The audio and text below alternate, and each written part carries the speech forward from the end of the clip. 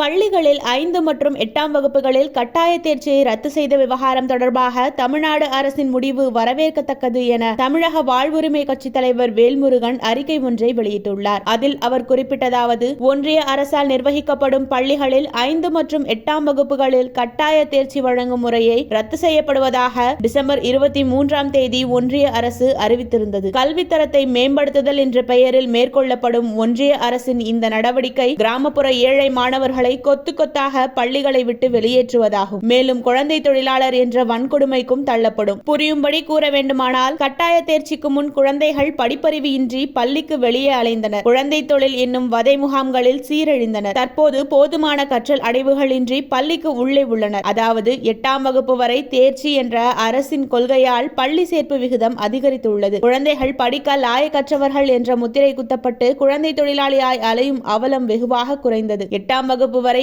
ஏன் தேர்ச்சி தர வேண்டும் என உன்னதம் தெரியாமல், அதன் ஆழமான பொருள் புரியாமல் கட்டாய தேர்ச்சியை காலி செய்ய ஒன்றிய அரசு முயலுவது கண்டனத்துக்கு உரியது. பள்ளிக்குள் வந்துவிட்ட ஒரு குழந்தைக்கு ஒவ்வொரு வகுப்புக்கும் ஏற்ற கற்றல் அடைவுகளை வழங்க வேண்டியது அரசின் பொறுப்பு. எல்லா குழந்தைகளும் சமத்திறன் உடையவை. சாதி, சமய, மத மற்றும் பொருளாதார ஏற்றத்தாழ்வுகளால் சம வாய்ப்பை குழந்தைகள் இழந்து வருகின்றனர். இதனை அரசு சரி செய்தால் எல்லா குழந்தைகளுக்கும் அந்தந்த வகுப்புக்கும் உரிய கற்றல் அடைவுகளுடன் தேர்ச்சி பெறும். வெயில் என்ற அச்சுறுத்தல் கருவி அவசியமில்லை.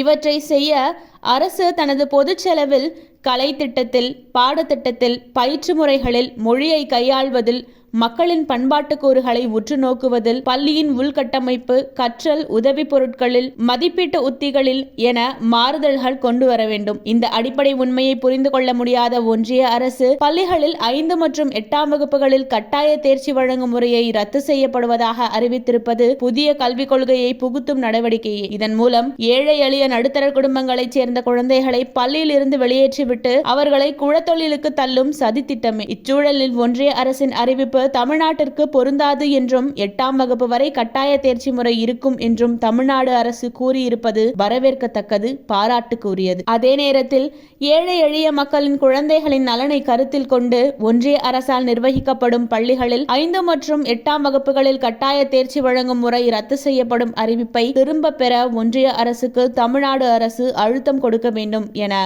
தமிழக வாழ்வுரிமை கட்சி கேட்டுக்கொள்கிறது. இவ்வாறு அந்த அறிக்கையில் அவர் குறிப்பிட்டிருந்தார்.